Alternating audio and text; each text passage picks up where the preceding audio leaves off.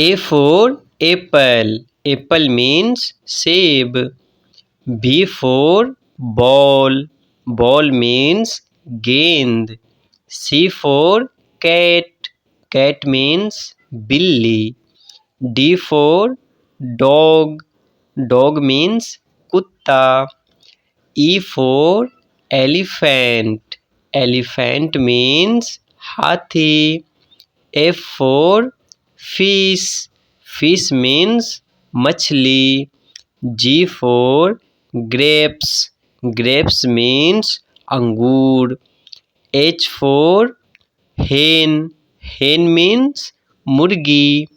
I for ice cream. Ice cream is malai barf. J for joker. Joker means joker. K for king. King means raja. L for lion. Lion means sher. M for mango. Mango means aam. N for nest. Nest means घोंसला. O for orange. Orange means संतरा. P for parrot. Parrot means तोता. Q for queen. Queen means Rani.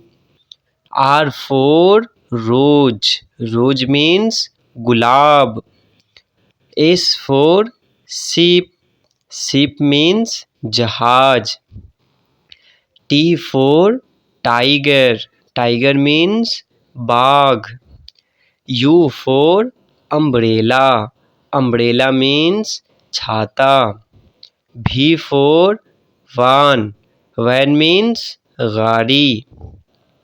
W for watch. Watch means घड़ी. X for Xmas tree. Xmas tree means Christmas का पेड़. Y for yak. Yak means पहाड़ी सांड. Z for zebra. Zebra means zebra. Thank you for watching video. Goodbye.